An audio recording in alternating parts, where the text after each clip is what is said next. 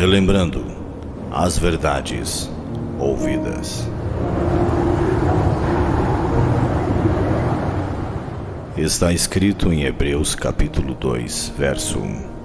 Por esta razão, importa que nos apeguemos com mais firmeza às verdades ouvidas, para que delas jamais nos desviemos. Hebreus capítulo 2, primeira parte, por William Marion Branham. Possa Deus dirigir esta casa, neste tabernáculo nesta manhã.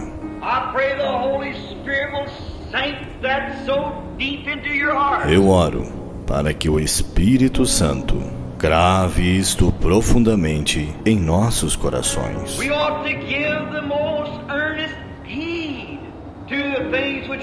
Importa que nos apeguemos com mais firmeza às verdades ouvidas. Que tipo de pessoas devemos ser? Quando vemos o grande Jeová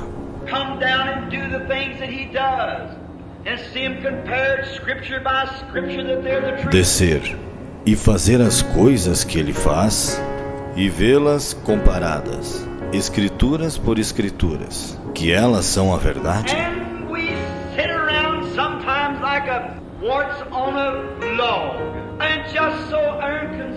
E estamos assentados às vezes como um parasita em um toco, e tão indiferentes.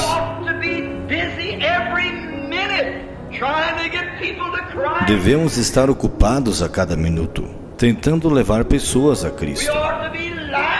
Devemos ser rochas vivas.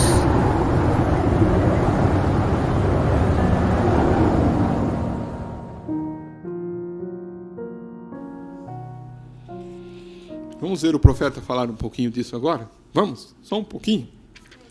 Vamos? Que triste quadro. Vamos ouvir o profeta falar um pouquinho, profeta de Deus. Eu chamo um tema disso, se vocês querem chamá-lo, que farei com Jesus chamado Cristo? Que triste quadro. Nossa cena começa esta manhã na sala do tribunal, onde Pilatos, o governador, havia sido chamado à cena para atuar e levar a cabo um juízo. Era cedo pela manhã, um pouco antes do amanhecer, ele havia sido despertado de seu sono e havia sido chamado para ouvir este homem. Era uma ocasião da crucificação de nosso Senhor e Salvador Jesus Cristo. Ele nada havia feito que eles pudessem encontrar. Ele havia respondido tudo, era simples. Agora quero que vocês acompanhem aqui, irmão. Ele havia respondido tudo, era simplesmente a hora em que tinha que ser dessa maneira. É isso que eu quero que vocês vejam. Era a hora que tinha que ser o quê, irmãos? Dessa maneira. Nada pode ocorrer sem que haja algo detrás que faz com que ocorra daquela maneira. Quem que estava movendo Pilatos? Quem que estava movendo Herodes? Quem que estava movendo aquele povo, irmãos? E quem que estava movendo Jesus?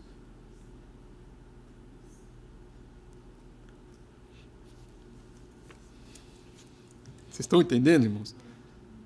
Tem que haver uma razão por toda coisa que ocorre. Porque é motivado, agora o profeta começa a dizer, é motivado, por certo, pelo Espírito que está nos seres humanos e nos demais. Há um motivo e um objetivo disso. E tem que haver uma razão.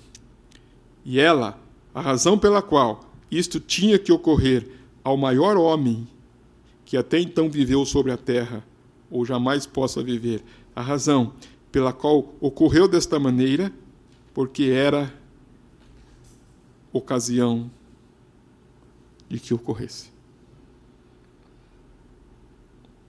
Será, irmãos, que podemos desviar-nos daquilo que está falado sobre nós? Como Jonas tentou desviar-se, correndo, como disse o profeta, um homem correndo da presença do Senhor? Devia ser assim, e não havia forma de escapar disso.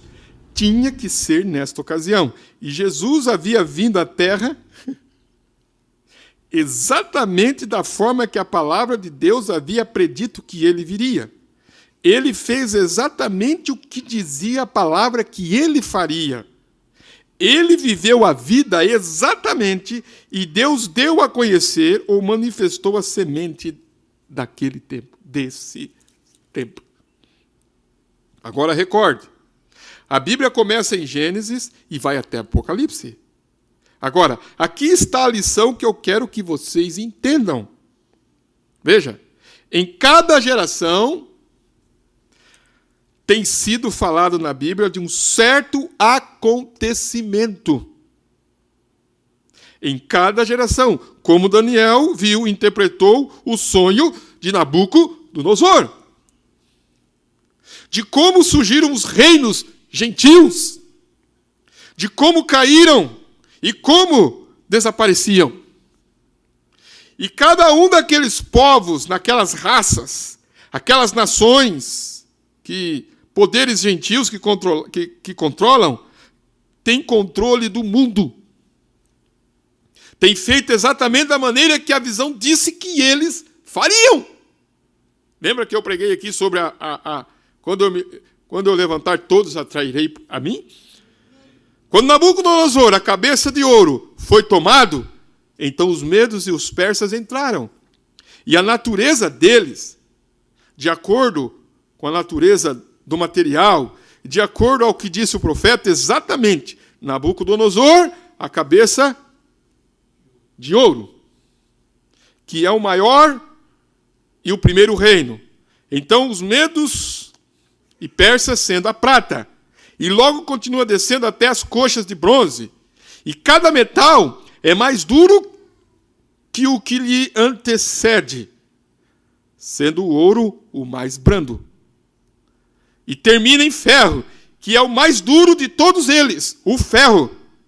Agora, cada um daqueles reinos veio exatamente por natureza, da maneira que o profeta disse que seriam. Vocês estão entendendo, irmãos? O reino gentios, ouro, prata, bronze e ferro. Amém?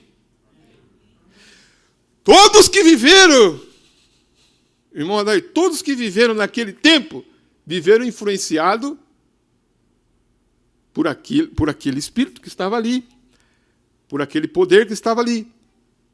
E o que ele usou para representar os reinos? Metais. Ele usou o ouro, ele usou a prata, ele usou o bronze, e ele usou o quê? O ferro e mais um pouquinho o barro. Todos representando algo. Eu estava lendo esses dias de manhã o livro de Jó. Quando Jó, irmãos, foi mostrar a sua queixa diante dos seus amigos do que estava acontecendo com ele. Ele fala assim, irmãos, que tinha bichos na carne dele. Quantos lembram que ele disse isso? Bichos. Qual que era a escritura que eu estava lendo? Irmãos, eu sinto sim que, como disse o profeta, né?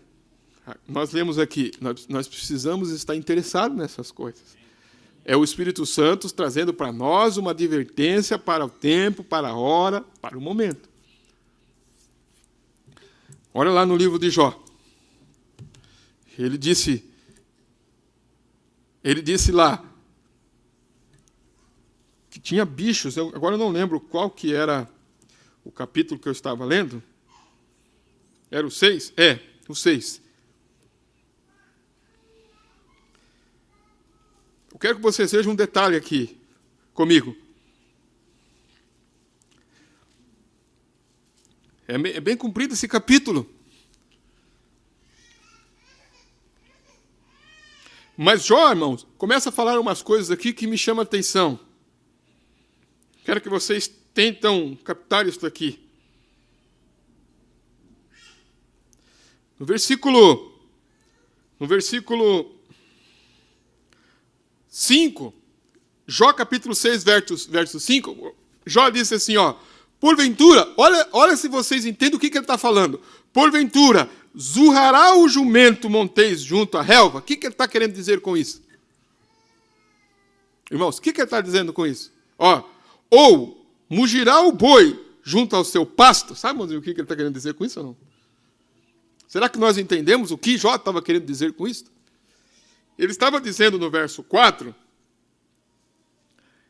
porque as flechas do Todo-Poderoso estão em mim, cujo ardente veneno suga o meu espírito, os terrores de Deus se armaram contra mim. Ele estava passando, irmãos, ele estava passando na sua carne, estava doendo, estava sofrido. Aí é como se ele falasse, você já viu o jumento zurrar na relva? Quer dizer, enquanto ele está comendo, gostoso ali, ele fica zurrando? Ele disse, ou mugirá o boi junto ao seu pasto, quer dizer, quando ele está comendo ali, tranquilo, a vaca só, quer dizer, muja, né? Quando ela vê que vai dar trato para ela lá no... Quando me ajuda aí, irmãos. Quando... No coxo, ou né? Quando ela vai lá para tirar leite, quando chega tarde, não é assim, irmãos? Quando vê o bezerro, tem que ter alguma coisa. Ele está dizendo, viu? Para a vaca mugir, tem que ter alguma coisa. É isso que ele está dizendo. Vocês estão entendendo? Eu quero que vocês entendam. O que ele estava dizendo? Vocês acham que ele disse, estou passando isso aqui, né? Está doendo. Você acha que eu não tenho direito, de outras palavras, de queixar-se, um exemplo? Sim. Aí ele vai dizer, ou comer-se-á sem sal o que é insípido. Ou haverá gosto na clara do ovo. Quero que vocês vejam como que ele começa a dizer, talvez vocês não vão entender, mas gostaria que vocês entendessem a linha, de que ele começa a pegar as coisas naturais, irmãos e meus, de mostrar para eles assim, viu? Você já viu comer-se-á sem sal o que é insípido? Quer dizer, quando você vai comer algo que não tem sabor, você tem que colocar o quê? Sal. Aí ele vai dizer, se você vai comer a clara do ovo, ele disse, você tem que colocar um gostinho ali. Ele disse, a minha alma recusa tocá-las, pois são para mim como comida repugnante. Quem dera que se cumprisse o meu desejo e que Deus me desse o que espero, e que Deus quisesse quebrantar-me e soltasse a sua mão e me acabasse. Isso ainda seria a minha consolação e me refrigeraria no meu tormento, não me poupando ele, porque não ocultei as palavras do santo. Qual é a minha força para que eu espere? Ou qual é o meu fim para que tenha ainda paciência? Ele diz. É porventura a minha força a força da pedra? Ou é de cobre a minha carne?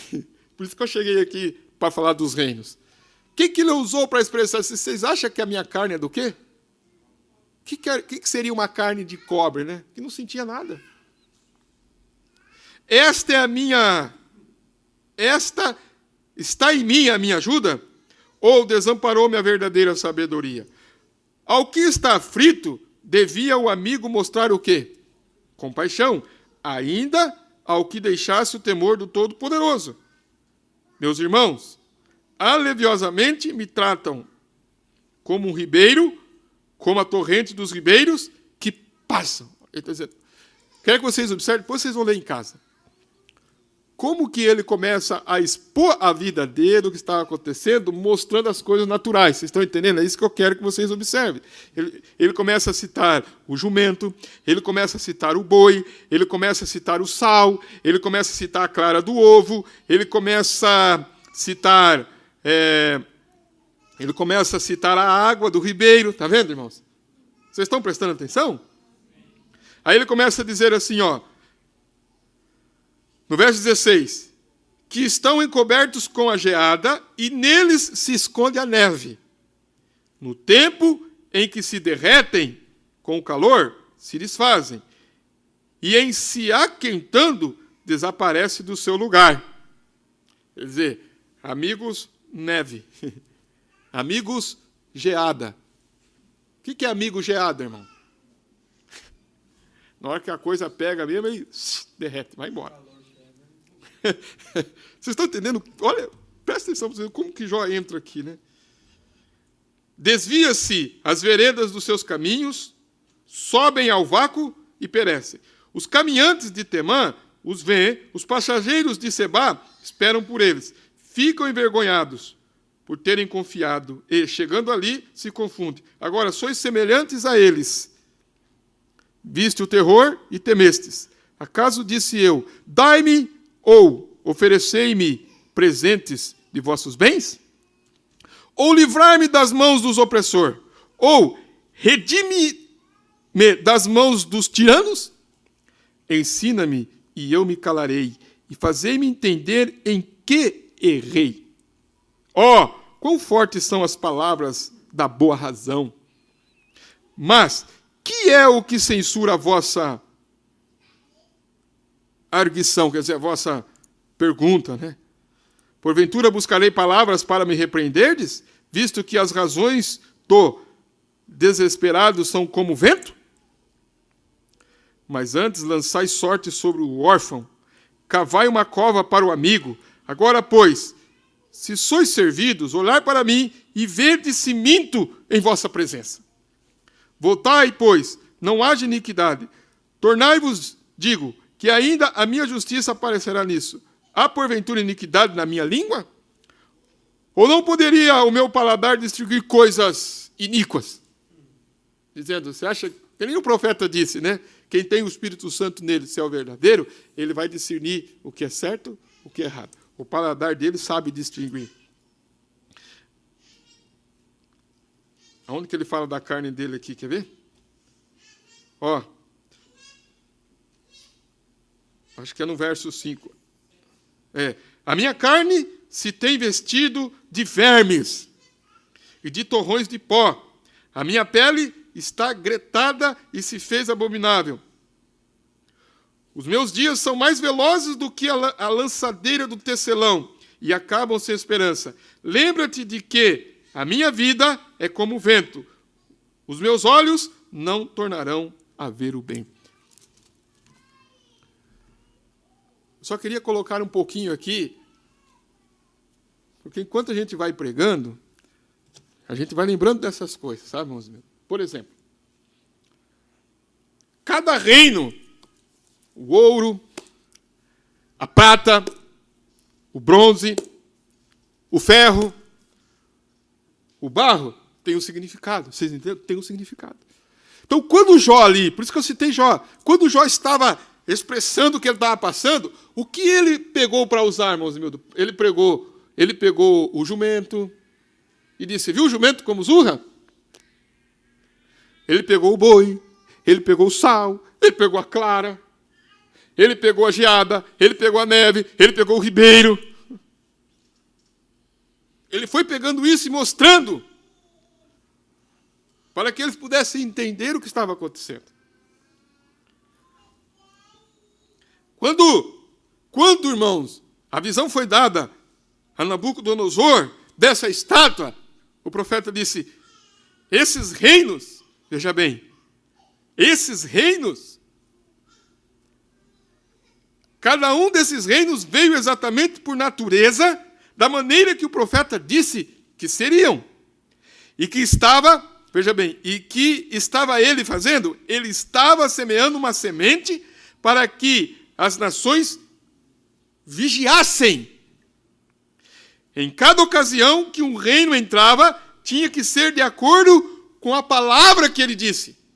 Olha o que ele disse. Então ele falou, irmãos, através daquele daquela visão, né, de Nabucodonosor, daquela estátua, ele mostrou a cabeça de ouro, o peito de prata, né, o ventre e as coxas de bronze, as pernas, até os pés de ferro, até os dedos misturados com barro. O profeta disse, o que ele estava fazendo? Ele estava mostrando que cada reino que ia entrar, ia estar debaixo da influência daquele metal que ele havia mostrado.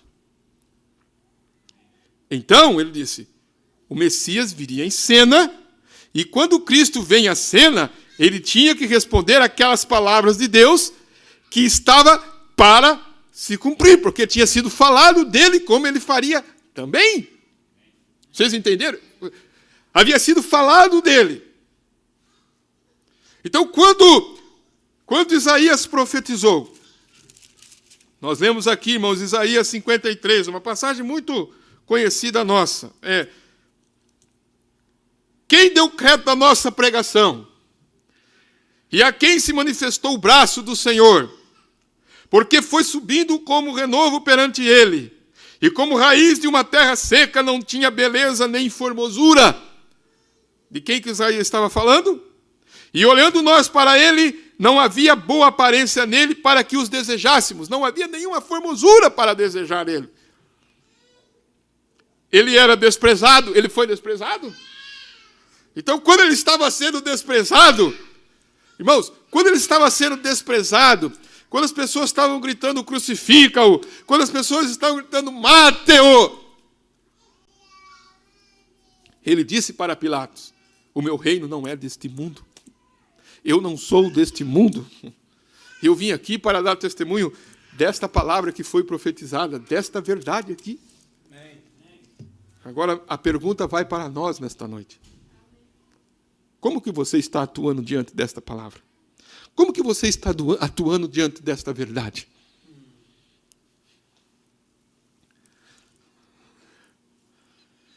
Isaías 53, experimentado nos trabalhos, e como um de quem os homens escondiam o rosto, era desprezado, e não fizemos dele caso algum. Verdadeiramente ele tomou sobre si as nossas enfermidades. E as nossas dores levou sobre si. E nós o reputávamos como por aflito, ferido de Deus e oprimido. Mas ele foi ferido por causa das nossas transgressões e moído por causa das nossas iniquidades. O castigo que nos traz a paz estava sobre ele. E pelas suas pisaduras fomos sarados.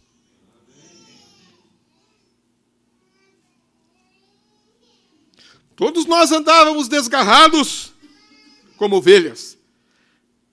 Cada um se desviava pelo seu caminho. Mas o Senhor fez cair sobre ele a iniquidade de todos nós. Ele foi oprimido, afligido, mas não abriu a sua boca. Amém. Como um cordeiro foi levado ao matadouro, e como a ovelha muda perante os seus, os quê? Tosqueadores. O que ele estava fazendo quando as pessoas estavam batendo, gritando e falando? Ele disse, eu nasci para dar testemunho da verdade. É para isso que eu nasci. E eu sei, porque as Escrituras falaram disso. Então ele tinha o que, irmãos? Fé perfeita. O que é fé perfeita, irmãos? Uma fé perfeita. Quando você sabe o motivo, o objetivo para o qual você nasceu nesse mundo. Veja a força que você vai ter a partir daquele momento. Tudo tem um propósito, tudo tem uma causa, tudo tem um objetivo. Ele disse, tudo é motivado por um espírito. Por isso que ele está dizendo aqui, ele tinha que responder aquelas palavras que estavam para se cumprir, das que os profetas haviam falado dele. Do que ele faria. Moisés chegou a dizer assim, ó, ele será um profeta como eu. Ele será um profeta como eu. Se tivéssemos tempo para tipificar isto com o passado e mostrar como que naquele tempo tremendo, quando Israel estava no cativeiro lá no Egito, de como nasceu Moisés, como um menino peculiar, estranho, como ele surgiu e foi criado, como foi escondido em plantas de juncos, como veio a ser um líder, foi às montanhas e recebeu a lei e regressou, e não foi somente um líder, mas era um profeta e um rei, um governador, todas estas coisas, e de como ele tipificou a Cristo, exatamente. E Moisés disse, o Senhor vosso Deus vos levantará um profeta como eu, semelhante a mim, como eu. A palavra já tinha dito como que ele seria. Era só eles olharem, irmãos, a identificação. Era somente eles olhar o caráter. Era somente eles olhar o rastro, como nós temos falado. Era só ele olhar as identificações. Era só olhar as características. O que Deus tem mostrado para nós? O espelho. Amém? Porque ele prometeu neste dia que estaria aqui de pé uma noiva sem mancha e sem ruga. Sem mancha e sem ruga.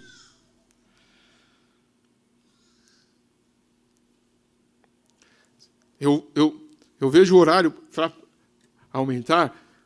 Talvez nós vamos continuar nisso aqui. Mas lembra que o culto passado nós falamos sobre o que havia sido falado sobre Maria, né? Que Maria, por isso que foi cantado esse hino aqui, eu gostei muito. Quem poderia crer que Maria, uma virgem, conceberia e daria à luz a um filho?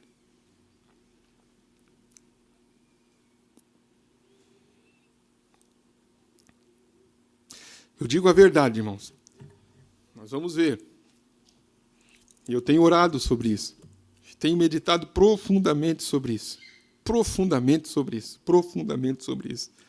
E vejo que a noiva é um povo peculiar. Os eleitos é um povo estranho, disse o profeta. Eles são cristãos, são crentes com fé perfeita, eles agem diferente, eles falam diferente. São um povo completamente estranho. Mas eles estão manifestando aquilo que foi falado deles, um povo especial, zeloso e de boas obras. Medite nisso na sua vida. Medite nisso na sua alma. O que Deus quer. Agora, eu vou terminar aqui. Eu não quero mudar muito nisso aqui. Não vou chegar nem um pouco que eu quero chegar aqui. Mas só para terminar isso aqui, para terminar esse pensamento, quando Cristo nasceu, Israel estava verdadeiramente em cativeiro pelo Império Romano.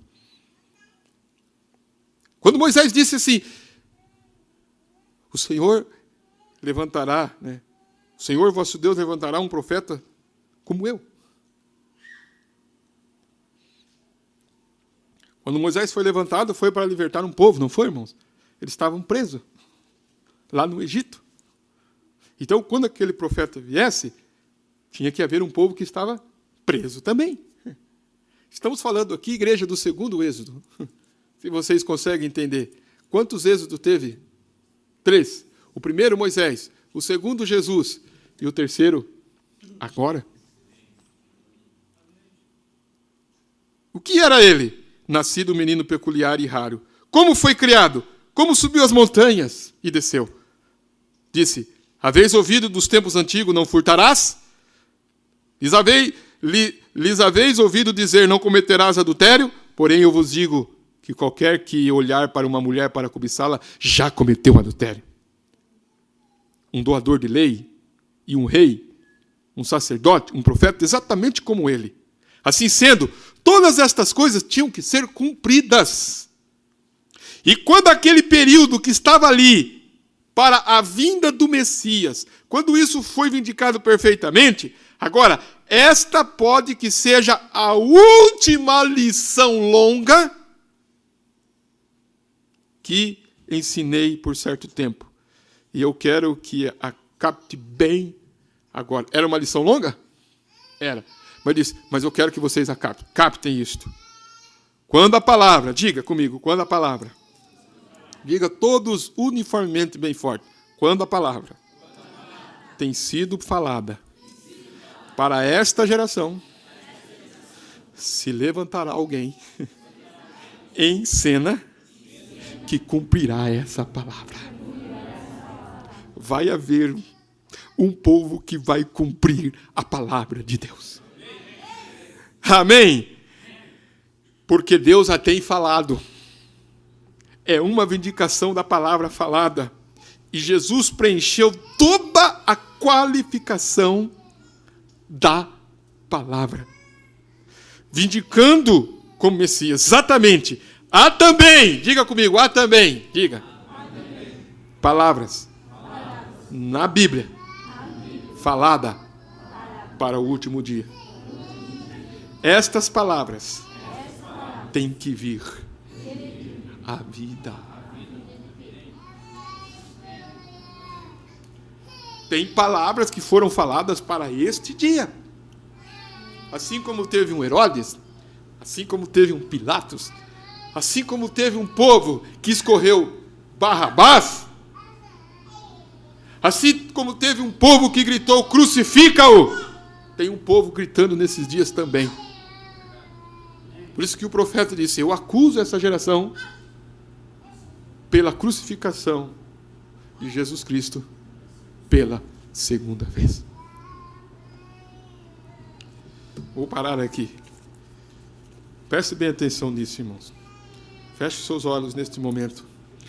Peça que Deus continue nos revelando pelo seu divino poder nesse grande drama que estamos vivendo. Para que você nasceu? É longo, mas para que você nasceu? Pai bendito, e aqui estamos nós, gratos ao Senhor.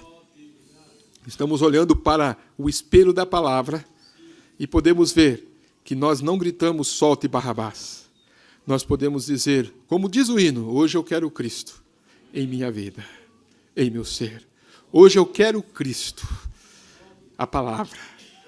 Então, Pai, quando olhamos para a palavra nesses dias e vemos as nossas vidas identificadas, crendo, isso sendo revelado a nós, Pai, que momento estamos vivendo dentro desse drama? O cordeirinho comendo e pastando, e o leão bramando como o inimigo, o diabo, como um leão, buscando a quem possa tragar. Mas o Senhor está olhando lá do alto e tem revelado para nós, Senhor, a trama do pecado, as armadilhas do inimigo, Senhor. E nós sabemos que haverá um rapto e que o Senhor nos tirará daqui como um mistério de um arrebatamento secreto, repentinamente. E quando Ele pensar, nós já estamos na glória, Senhor. Aleluias. Você é grato de fazer parte deste plano? Ame ao Senhor. Diga obrigado, Senhor. Obrigado, Senhor. Você está contente de saber estas coisas? É um longo ensinamento. Mas isso, profeta, talvez sejam os últimos ensinamentos. Mas a noiva está sabendo que isso tem vindo para despertá-la. Isso tem vindo para chamá-la. Diga, eu amo a Ti, Senhor. Aleluias, glória ao nome do Senhor. A nossa oração, Pai, a nossa gratidão, Pai, nesta noite em nome do Senhor Jesus Cristo. Amém e amém.